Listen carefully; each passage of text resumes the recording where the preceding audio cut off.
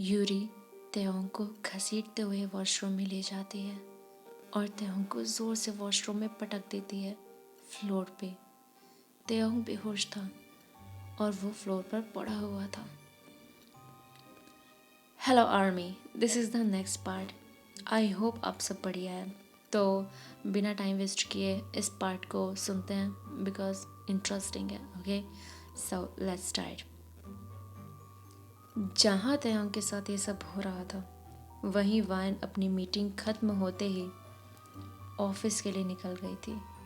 Wine रास्ते में थी और वो कार में ड्राइवर के साथ थी। वाइन को अचानक तेओंग के थॉट्स आने लगते हैं और वो सोचती है कि तेओंग कितना सीधा है, बेचारा साइकिल पर आता है, उसे भी थोड़ा अजीब लगता होगा। मैं क्यों ना उसे एक बाइक गिफ्ट कर दूँ। नहीं, बहुत ज़्यादा अजीब लगेगा और सब क्या सोचेंगे कि मैं तेओंग को इतनी अटेंशन क्यों दे रही हूँ। रहने दो, वो खुद ही खरीद लेगा। वाइन यहाँ अलग ही दुनिया में थी। उसे कुछ भी नहीं पता था कि आज जो तेओंग के साथ होने वाला है वो कोई भी नहीं सोच सकता, वो भी नहीं। यहाँ ऑफिस में मैनेजर की काम करते करते आंख लग जाती है और अभी रात के 7:30 बज रहे होते हैं। मैनेजर को नहीं पता था कि तेओंग और यूरी ऑफिस में ही है। तेओंग बेहोश था और ज़मीन पर पड़ा हुआ था। यूरी तेओंग का मुंह अपने रुमाल से कस कर बांध देती है और उसकी शर्ट के बटन खोलने लगती है। तेओंग की जेब में पड़ा फ़ोन रिंग करने लगता है। यूरी जल्दी फ़ोन काट देती है। ये फ़ोन तेओंग की मॉम का था। तेओंग की रिंगटोन की आवाज़ इतनी लाउड थी कि तेओंग को धीरे धीरे होश आने लगता है। यूरी तेओंग के चेस्ट को किस करने लगती है।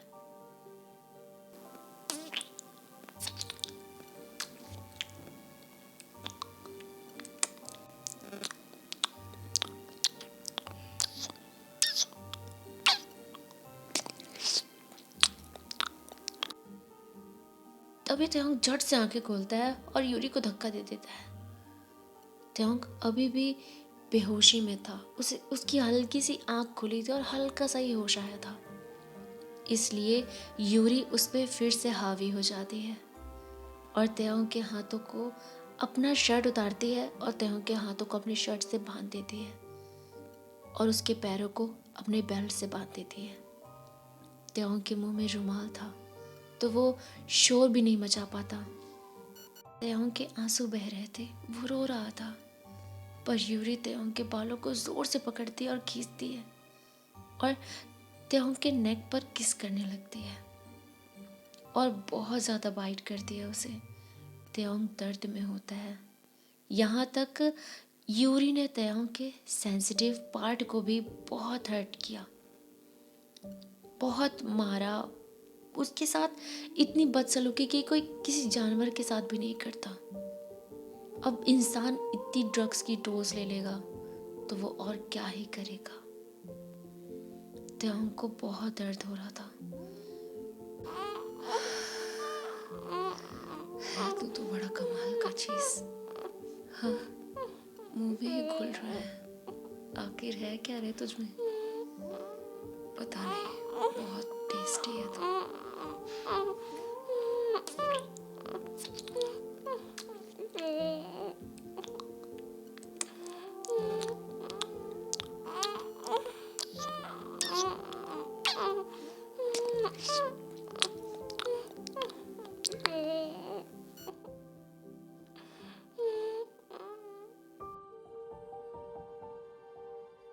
और यूरी ने उसके साथ 1 घंटे तक फिजिकली आर्मी। मैं तो यहाँ पे कितनी इमोशनल हो गई यार। सॉरी सॉरी, वैसे हंसने वाली बात नहीं है ये, गलत तो हो रहा है भाई। ओके, अब उसका तेओंग का शरीर भी जो था ना वो इतना हर्ट हो रहा था और वो ना उसका शरीर भी शांत हो जाता है एकदम, जैसे कि उसके शरीर में कोई जान ही नहीं है, बेजान सा। और वो छटपटाना भी बंद कर देता है। यूरी त्योंग के हाथ को खोल देती है और अपनी शर्ट वापस से पहन लेती है और वॉशरूम का गेट बंद करके चली जाती है। यूरी ऑफिस से जाने लगती है और अपने कार में बैठ जाती है और उसे मैनेजर अपनी विंडो से देख लेता है। रात के 8:30 हो रहे थे। 1 घंटे तक उसने त्योंग को हर्ट किया था और अब 8:30 बजे वो वहाँ से जाने लगती है। मैनेजर उसे जाते हुए देखता है तो सोचता है कि यूरी आज इतनी देर तक यहाँ थी, मुझे तो कोई आवाज़ नहीं आई, ये यहाँ कर क्या रही थी इतनी देर तक।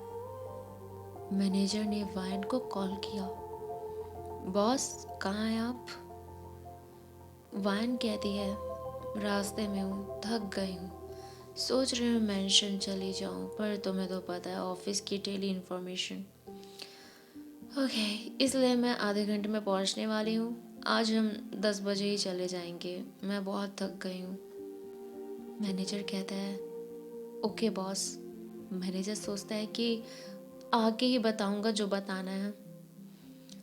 आर्मी, मैंने यहाँ बताया था कि वाइन ऑफिस में 11 बजे तक हर रात तक मतलब देर तक अपने मैनेजर के साथ रहती, बिकॉज उसकी वो ज़्यादा हार्ड वर्किंग थी, तो ज़्यादा टाइम स्पेंड करती थी वो अपने ऑफिस में। मेंशन बहुत कम समय के लिए वो जाती थी, रात को सोने के लिए, और सुबह फिर आ जाती थी 11 बजे।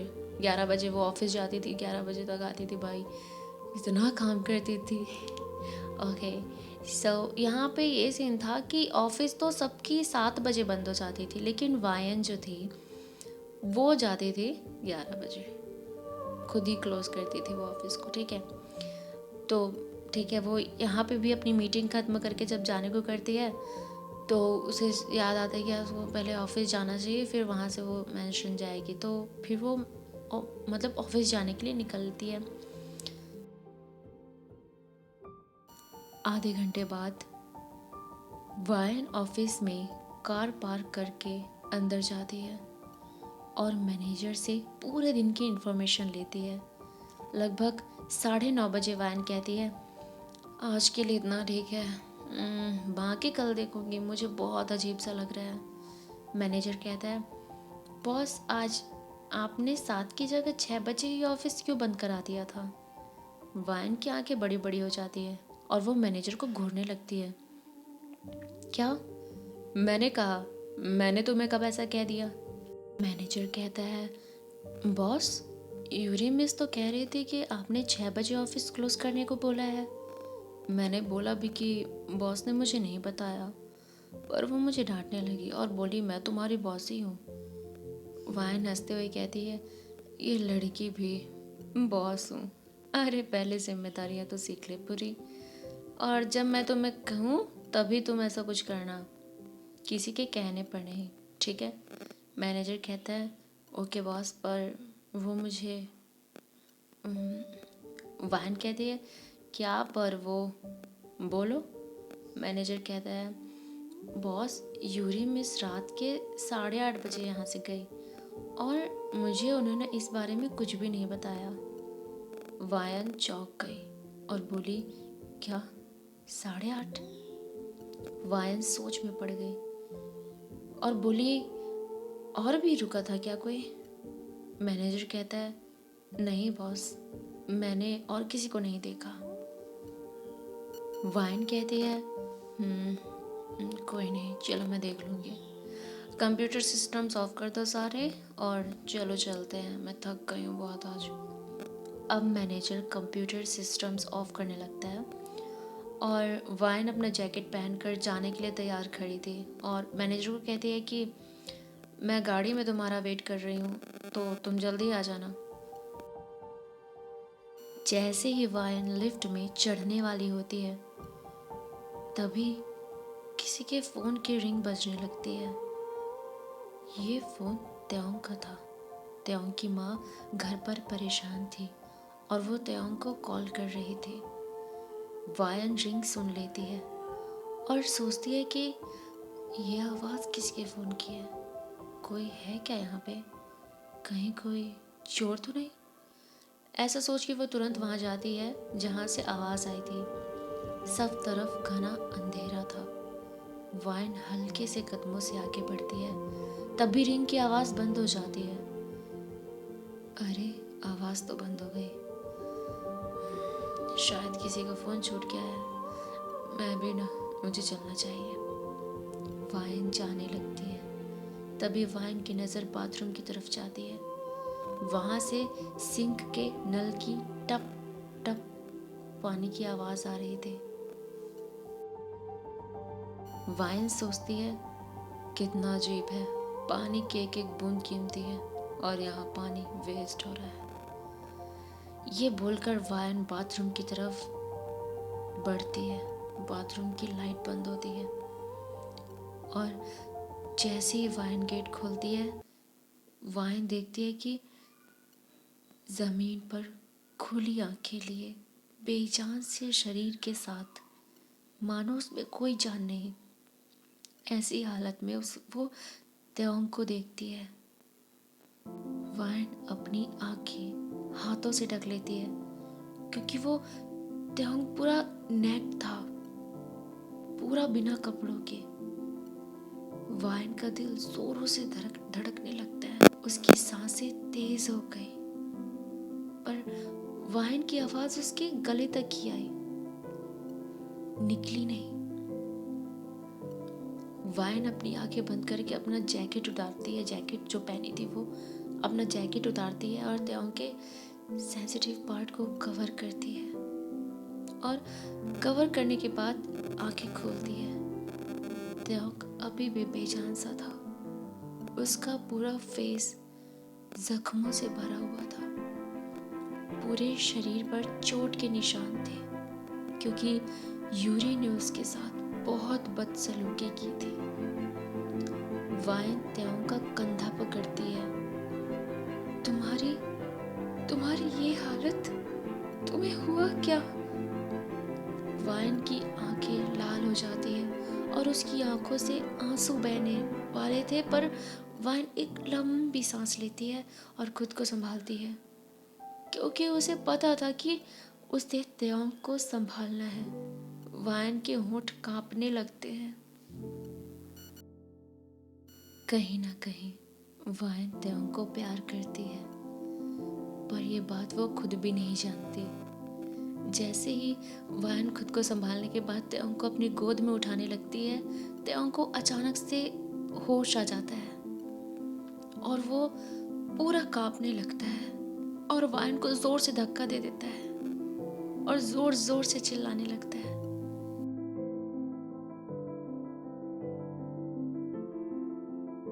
वाइन अब अपने आंसू रोक नहीं पाती। वो रोने लगती है और त्योंग को जोर से गले लगा लेती है और कहती है, नहीं नहीं तय, कुछ भी नहीं हुआ। क्या हुआ तुम्हें? हे भगवान, तुम्हें क्या हुआ? मैं हूं ना तुम्हारे लिए, बोलो क्या हुआ था? मुझे बहुत डर लग रहा है। त्योंग चिल्लाता हुआ दर्द में कहता है, मुझे छोड़ दो, मुझे छोड़ दो। त्योंग बार बार यही दोहराया जा रहा था कि मुझे छोड़ दो, मुझे छोड़ दो, पर वाइन उसे और जोर से हक कर लेती है। मैं हूं तय, मैं यहाँ पे हूँ तुम्हारे लिए, देखो ना, मुझे देखो, मैं हूँ यहाँ पे। ये कहकर वाइन अपने हाथों से त्योंग का फेस प्यार से पकड़ती है और उसे खुद की आंखों में देखने को फोर्स करती है। त्योंग की आंखें डरी हुई और भीगी हुई थी। जब वो वाइन की प्यार भरी और फिक्र भरी आंखों को देखता है, तो वो इस तरह रोने लगता है मानो वो कह रहा है कि उसे बहुत दर्द है, बहुत तकलीफ हो रही है उसे। एक बात जो वो कहना चाहता है पर कह नहीं सकता, क्योंकि उस समय उसकी आवाज उस कदर उसके दर्द को बयान नहीं कर पाती। त्योंग कुछ भी नहीं कह पाता और वाइन के सीने में छुप जाता है और रोने लगता है जोर जोर से। वाइन उसे कसकर अपनी बाहों में छिपा लेती है। त्योंग वाइन से ऐसे लिपट जाता है मानो कोई बच्चा, छोटा बच्चा अपनी माँ से लिपट जाता है। वाइन उसके सिर को सहलाते हुए बोलती है, यहीं पर होता है, क्या हुआ, बोलो ना, बोलो तो मैं सुन रही हूँ तुम्हें। पर त्योंग रोता ही जा रहा था। यहाँ मैनेजर वाइन को खोज रहा था, वाइन कहाँ है करके। बॉस ने तो कहा था वो मुझे गाड़ी के पास मिलेगी, पर वो तो यहाँ नहीं है। तभी मैनेजर वाइन को कॉल करता है। वाइन अपने फ़ोन को देखती है और तुरंत फ़ोन कट कर देती है। वो सोचती है कि तय की ऐसी हालत है, अभी वो किसी को इसके बारे में नहीं बता सकती जब तक कुछ पता नहीं चलता। वो मैनेजर को मैसेज करती है कि मैं निकल चुकी हूँ। मैनेजर मैसेज को रीड करता है, पढ़ता है और सोचता है कमाल है, इतनी भी क्या जल्दी थी बॉस को। ये सोचता हुआ वो चला जाता है। ऑफिस के बाहर नाइट ड्यूटी पर गार्ड था। मैनेजर कार में बैठता है और चला जाता है। यहाँ पर त्योंग अब भी बहुत ज़्यादा रो रहा था। वाइन उसे कसकर पकड़ी हुई थी, पर अचानक त्योंग वाइन का शर्ट पकड़कर खींचने लगता है, पकड़ता है उसका शर्ट और खींचने लगता है। बोलता है मैं ऐसा नहीं हूँ, फिर क्यों, मैं ऐसा नहीं हूँ। वाइन त्योंग के चेहरे को पकड़ती है, उसके चेहरे को ऐसे कप करके पकड़ती है और कहती है कि मुझे बताओ ते क्या हुआ, मैं सुन रही हूँ तुम्हें, मैं सुन रही हूँ, बोलो ना तुम। पूछे जा रही हूँ लेकिन तुम कुछ कहते नहीं हो। इसके बाद त्योंग वाइन के ऊपर ही बेहोश हो जाता है। वाइन परेशान हो जाती है, घबरा जाती है। तय क्या हो, उठो ना। वाइन बहुत घबराई थी, उसका दिल जोर जोर से धड़क रहा था कि तय को आखिर हुआ क्या है। वाइन वॉशरूम का जो टॉवल था उसको लेती है और उसके नीचे के पार्ट को ढक कर देती, कवर करती है और अपना कोट उसे अपने कोट से उसको मतलब अपना कोट जो था वो त्योंग को पहना देती है। वाइन गाड़ी में तय को लिटा कर मेंशन के लिए निकल जाती है। ऑफिस से मेंशन आधे घंटे की दूरी पर था। वाइन गाड़ी ड्राइव कर रही थी। बीच रास्ते पर त्योंग को होश आने लगता है और त्योंग अपनी आंखें मलने लगता है। वाइन त्योंग को आंखें मलते देख लेती है और ब्रेक लगाकर पीछे देखने लगती है। त्योंग सीट पर से नीचे गिर जाता है। वाइन पीछे जाकर त्योंग को उठाती है। त्योंग इरिटेटिंग वॉइस में कहता है कि मुझे छोड़ो, मुझे दर्द हो रहा है। वाइन उसे फिर भी नहीं छोड़ती और उसे उठाकर बैठाती है, पर त्योंग बैठ नहीं रहा था। वो गाड़ी से नीचे उतर जाता है फोर्स लगा के और उस हालत में त्योंग सड़क पर भागने लगता है। वाइन को धक्का देकर त्योंग सड़क पर भागने लगता है। त्योंग भागता तो है लेकिन उसके शरीर पर इतनी चोट लगी थी कि वो भाग नहीं पाता और थोड़ी दूर भागने पे ना वो गिर जाता है। तो वाइन उसके पीछे तुरंत से दौड़ के जाती है और उसे उठाती है। तय ऐसे मत करो, मेरे घर चलो, वहां तुम सेफ हो। इतना सुनकर त्योंग के सिर में दर्द चालू हो जाता है। नहीं, मैं किसी के घर नहीं जाऊंगा, मैं अपनी मम्मी के पास जाऊंगा, उन्हें सब कुछ बताऊंगा। मैं कहीं सेफ नहीं हूँ, मैं अपने घर जाना चाहता हूँ, मुझे अपने घर जाना है। वाइन उसे प्यार से पकड़ कर कहती है मुझे बताओ तय, मैं तुम्हें सुनूंगी और इस हालत में तुम्हारी माँ तुम्हें नहीं देख पाएगी। बात को समझो, मेरे घर चलो, तुम सेफ हो। त्योंग अपना सिर पकड़ लेता है और वाइन उसे अपनी गोद में उठाती है और कार में बैठाने की कोशिश करती है, पर वो नहीं बैठ रहा था। वाइन सोच में पड़ जाती है। तभी उसे थोड़ी दूर में एक होटल दिखता है। वाइन तय को अपनी गोद में उठाई हुई थी और वो उसे उठाए ना मतलब होटल के पास चली जाती है।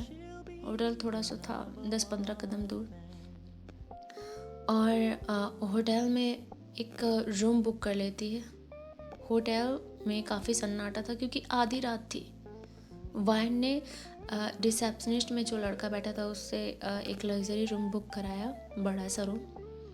रिसेप्शनिस्ट कहता है कि मैम, सर को ले जाने में मैं मदद कर दूँ। वाइन हाँ में सिर हिलाती है।